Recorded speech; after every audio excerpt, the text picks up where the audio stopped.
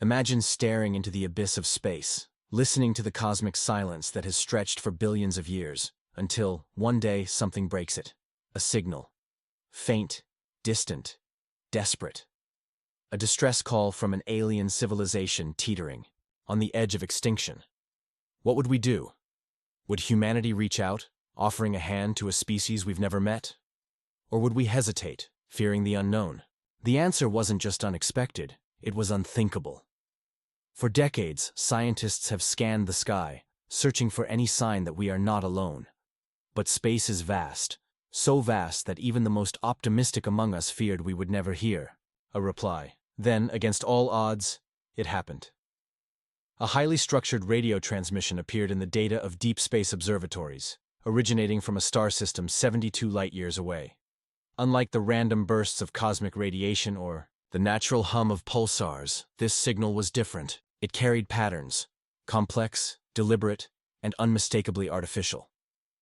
At first, many dismissed it as an anomaly, perhaps a strange quirk of physics or a misinterpretation of data. But then came the repetition. A sequence of prime numbers, Fibonacci, spirals, and a form of data compression eerily similar to the way we encode biological structures. It was a message, but not just any message. It was a cry for help. Every great journey starts with a few brave explorers. Right now, HFY Chronicles-849 is just beginning, and your support means everything. If you enjoy unraveling the mysteries of the universe, hit subscribe. It's free, and it helps us grow this community together. As scientists scrambled to decode the message, the full scope of the situation became terrifyingly clear. The transmission came from a planet orbiting a dying red giant. The world was once lush, teeming with life, and home to an advanced civilization, calling themselves the Zorath. But catastrophe had struck. A gamma ray burst, one of the most destructive forces in the universe, had scorched their world. The event stripped their atmosphere, boiled their oceans, and left their biosphere in ruins. Their once thriving population had been reduced to mere thousands, clinging to survival in underground shelters. The details were chilling. The transmission included maps of their planet before and after the disaster. Vast, sprawling cities now, reduced to ghostly ruins. Forests turned to lifeless deserts, and oceans that had boiled away into the void. But the most haunting part? The voices. The Zorath had included audio logs, fragments of desperate pleas, last goodbyes, and the crackling voices of those who knew they would not live long enough to see salvation. They had tried everything. They had built underground refuges, attempted to terraform their dying world, and even constructed primitive space stations in the hopes of escaping. But they were running out of time. Their food stores were nearly depleted. Their technology was failing. Their air was growing thin. This message was their last hope, a final desperate attempt to reach out to the stars, to any civilization that might hear them, and humanity heard them. The message sent shockwaves across the scientific community. Governments, research institutions, and private space organizations scrambled to verify its authenticity. The world held its breath. Was this the moment we had dreamed of? First contact, not in peace, not in conflict, but in a plea for survival. But humanity's response was not what anyone expected. It defied logic, challenged morals, and changed the course of history forever. The revelation of the Zorath's distress call sent Earth into an unprecedented frenzy. The signal, once dismissed as a probable hoax or cosmic noise, was now undeniable evidence of intelligent alien life. And not just any life, but a civilization teetering on the brink of extinction. The implications were staggering. For decades, humanity had wondered what first contact would look like. Would it be an exchange of knowledge? A cultural revelation? A hostile confrontation? Instead, the first verifiable message from an alien species was a plea for help. Almost immediately, the scientific community divided into two camps. On one side, there were those who believed that humanity had a moral obligation to respond. If another civilization had sent us a distress call, wouldn't we want someone to answer? What if this was a test of our worthiness on the galactic stage? On the other side, there was fear. Fear of the unknown. Fear of unintended consequences. What if the Zorth weren't what they seemed? What if this was a trap? Some feared that revealing our existence to an alien species could invite danger, either from them or from other cosmic predators lurking in the void. But the debate didn't remain in academic circles for long. Within days of the signal's confirmation, world governments took notice. The United Nations convened an emergency session. NASA and the European Space Agency held press conferences, and private aerospace companies like SpaceX and Blue Origin made public statements. Everyone wanted answers, but no one had them. The most immediate question was also the simplest. What could we do? 72 light-years. That was the cruelest part of the equation. The Zorth had sent their distress call decades ago, and only now had we received it. If we sent a response, it would take another 72 years to reach them. And that was just communication. Sending physical aid, an impossible task with current technology. Even our most advanced propulsion systems couldn't get a spacecraft there in less than several centuries. By then, the Zorth would be long gone. For many, this realization was crushing. Scientists and humanitarian advocates argued bitterly over the ethics of responding to a call we were powerless to act upon. Some proposed sending an immediate transmission anyway, a message to let the Zorth know that they had been heard, that they were not alone, even if no help could come. Others dismissed this as an empty gesture, a cruel false hope for a dying world. Yet, even as these debates raged, the world's most brilliant minds began thinking outside the box. If traditional space travel wouldn't work, could there be another way? Could we break the barriers of physics, find loopholes in the known laws of the universe? Some whispered about theoretical physics, wormholes, Alcubierre drives, quantum entanglement communications. Concepts that had once been purely hypothetical now seemed worth exploring. The urgency of the Zorth's plight pushed human ingenuity to its limits. But while scientists debated, something unexpected happened. Humanity wasn't the only one listening to the cosmos. Without warning, a second transmission was received. But this one wasn't from the Zorth. It was from something else. The world held its breath as the second transmission was decrypted. At first, the signal seemed like an echo of the Zorth distress call, a duplication, perhaps a result of signal interference or cosmic reflection. But as the data was analyzed, it became evident that this was something entirely different. This new transmission did not originate from the Zorth homeworld, nor from anywhere near their system. It was coming from the opposite direction, somewhere beyond our current astronomical catalogs. It was structured, deliberate, sent by an intelligence that was aware of the Zorth's desperate cry for help. But unlike the first message, this one carried no desperation. Instead, it carried a warning. The signal was filled with cryptic mathematical sequences, encoded star charts, and a repeating pulse pattern that resembled something eerily familiar.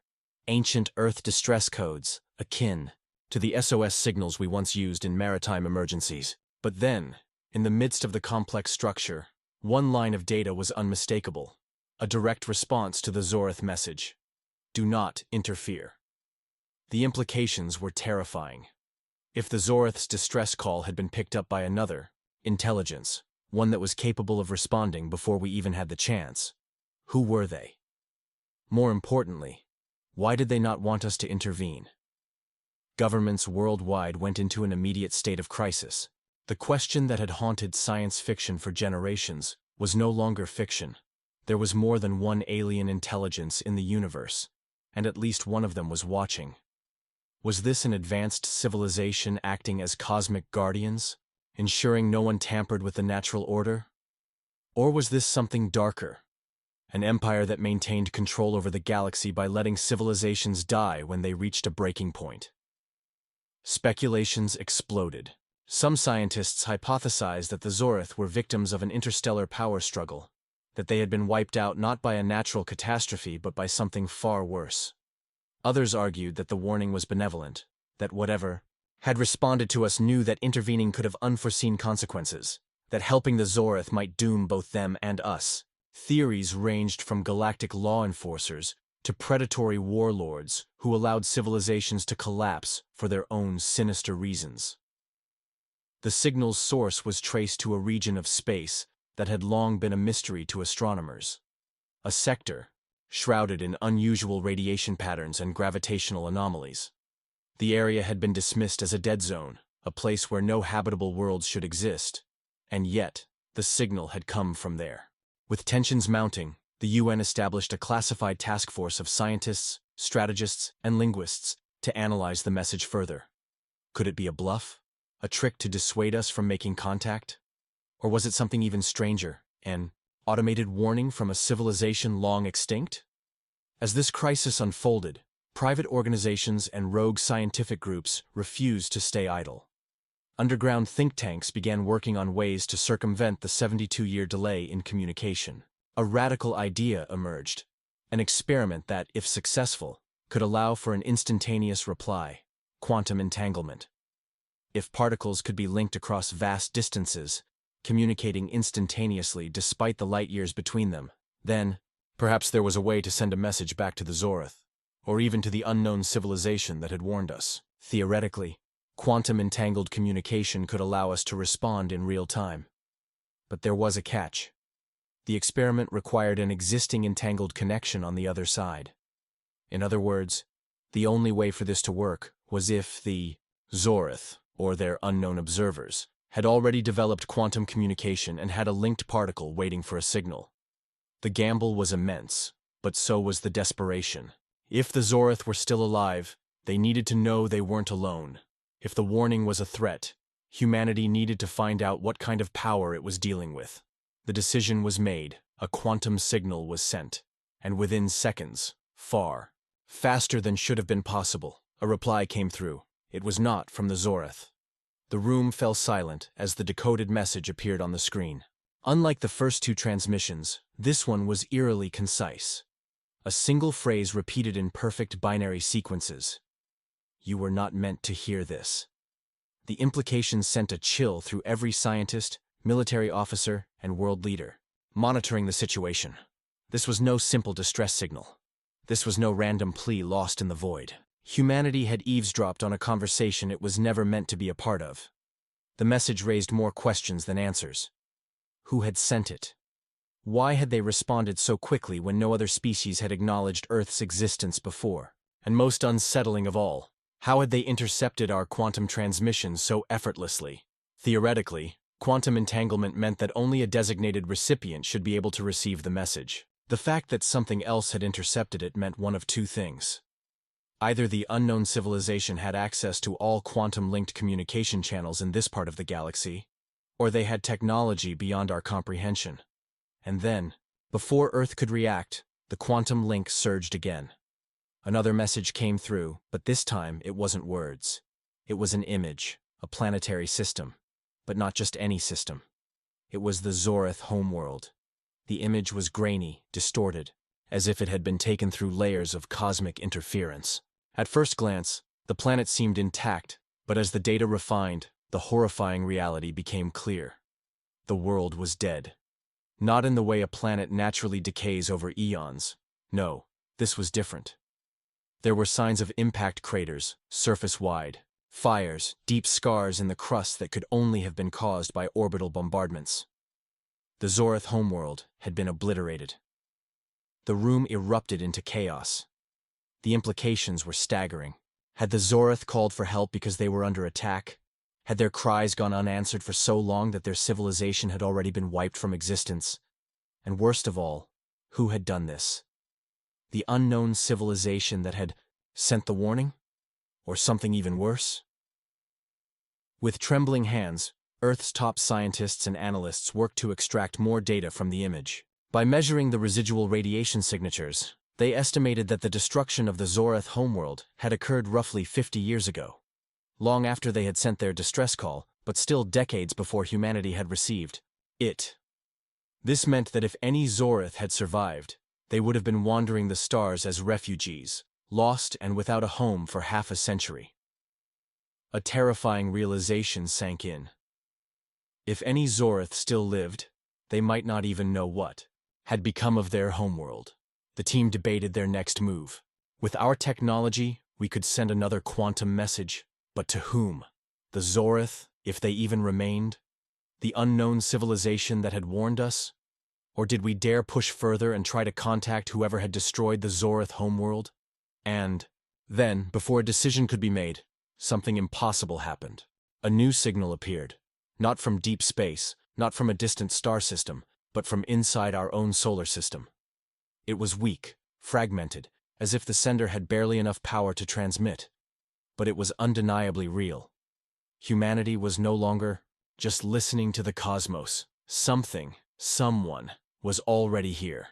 The signal originated from the outer edges of the solar system, near the Kuiper Belt, a region filled with icy debris, dwarf planets, and objects that had drifted undisturbed for billions of years. It was a place no human spacecraft had actively explored in detail, aside from passing probes and long-range scans. Yet now, something was out there, and it was trying to communicate. As astronomers and military analysts scrambled to pinpoint the exact location, deep space observatories locked onto an object that hadn't been there before. It was small, no larger than a mid-sized terrestrial spacecraft, but it was unmistakably artificial, and it was moving. The immediate assumption was that it might be a probe, perhaps a drifting remnant of the Zorith, or worse, an advanced scout from the unknown civilization that had warned humanity against intervening. But, as the signal was decrypted, what came through defied all expectations. It was a voice. A deep, fragmented voice that struggled against static and interference. The language was unrecognizable at first, until machine learning algorithms detected a pattern. It wasn't just a random alien dialect. It was an attempted reconstruction of human speech, as if the sender had been trying to piece together our language from intercepted transmissions. The words were slow, strained, and filled with distortions, but the meaning was unmistakable. Survivors need help. The world stood still. Humanity wasn't just listening to a distant alien distress call anymore. It was now face to face with a living survivor. Someone who had managed to escape whatever catastrophe had befallen the Zorith homeworld. Someone who had been drifting alone in the void for who knows how long, desperate enough to seek refuge in an alien solar system. For a moment, there was no hesitation. Despite the warnings, despite the cosmic forces that had seemingly told humanity to stand down, the very essence of what made us human took over. The instinct to help, to seek understanding, rather than fear, to extend a hand instead of turning away. A response was prepared immediately. Using the same quantum entanglement technology that had allowed for rapid interstellar communication, humanity sent back a carefully constructed message. We hear you. We want to help. Where are you? Seconds passed, then minutes, then an hour. The tension in command centers across the globe was unbearable. Was the transmission lost? Had they been too late? Had the survivors' ship finally run out of power, leaving them to drift into eternal silence? Then, the reply came. Orbiting Neptune. The revelation was staggering. The survivor was already inside the solar system, hiding in the shadows of one of its most distant planets. If they had been there for a long time, then that meant Earth had unknowingly shared its system with an alien presence. But why Neptune? Was it a coincidence? Or had the survivor chosen the planet deliberately, either as a hiding place or as a last desperate hope for finding intelligent life? There was no more time for debate. Earth's space agencies, along with the military, scrambled to organize a response team. For the first time in history, a manned deep space mission was being assembled not for exploration, but for a direct extraterrestrial rescue. The mission was codenamed Aegis 1, a rapid response spacecraft built from cutting-edge technology, outfitted with advanced life support systems and a hybrid propulsion system capable of making the journey to Neptune in record time. Normally, such a mission would have taken years of planning and decades of technological development. But now, the world worked together in an unprecedented act of unity. Every available resource was mobilized. Private aerospace companies provided rapid deployment craft. Military divisions coordinated defense protocols in case the encounter turned hostile. Linguists, biologists, and physicists were recruited to analyze everything from potential contamination risks to alien physiology, and, within weeks, Aegis 1 was ready. It would carry a small crew, scientists, engineers, and trained astronauts, Their mission was clear: locate the survivor, establish contact, and bring them safely back to Earth. But just as final launch preparations were underway, a chilling new development emerged. The unknown civilization that had sent the warning had gone silent. No further transmissions. No signals. No attempts to stop humanity from intervening. It was as if, for the first time, they were watching to see what humanity would do next. Or perhaps, they were waiting. The countdown began. Aegis 1 was primed for launch, carrying the weight of humanity's most ambitious and dangerous mission yet. Every satellite, every telescope, every listening station across Earth was fixed on the deep void beyond Neptune, searching for any sign of movement, any anomaly that could indicate a hidden threat. Because while humanity's decision had been made, to rescue the survivor, the silence from the unknown civilization loomed over them like a storm cloud. They had warned us not to interfere. Yet, now with no further transmissions, it was impossible to tell if they had abandoned their warnings or if they were waiting to act. -10 seconds, the world held its breath. Then, with a roar that shook the Earth's crust, Aegis 1 ascended into the void. The journey to Neptune was expected to take weeks, even with humanity's most advanced propulsion systems. While previous probes had taken years to reach the icy giant, Aegis 1 was a marvel of human engineering, using a combination of nuclear thermal propulsion and gravitational slingshots to accelerate at unprecedented speeds. Every hour, the spacecraft covered distances that once took our ancestors' lifetimes to cross. Inside the ship, the crew, 5 of Earth's best astronauts and scientists, remained in constant communication with mission control. Every piece of data was analyzed in real time. Every fluctuation in the deep space signal from the survivor was monitored for signs of distress.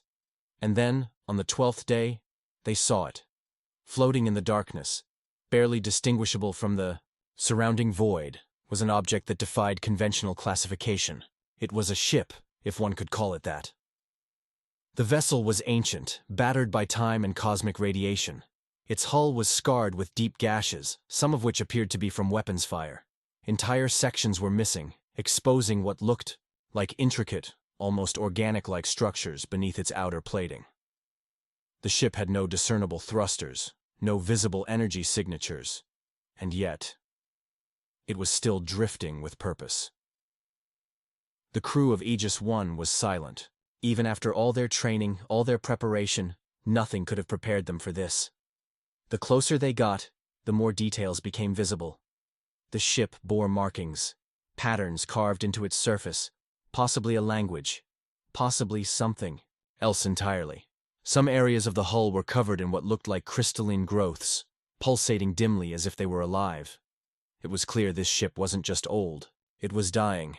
And then, the signal changed.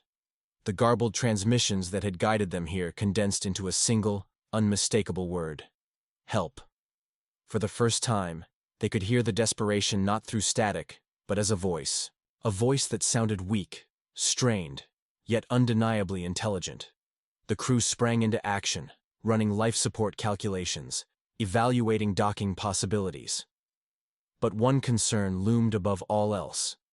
Could the survivor even breathe Earth's atmosphere? Could they survive human medicine?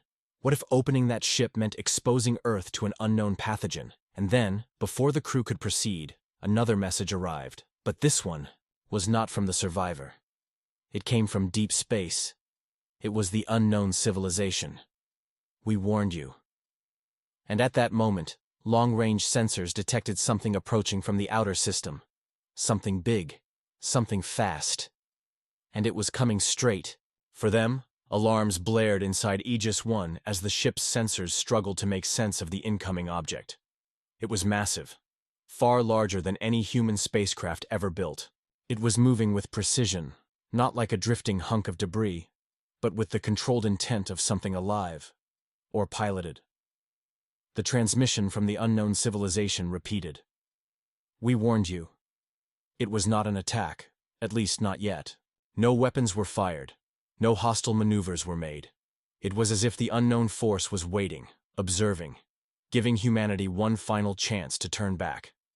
But inside that crippled alien ship, someone, Something was still calling for help. Vi. Mission Commander of Aegis 1, Captain Elias Carter, knew they were out of time. They had a choice: flee and obey the warning, or risk everything to make contact with the survivor. Humanity had been warned before, and yet here they were. Captain Carter made the call. We go in. Now.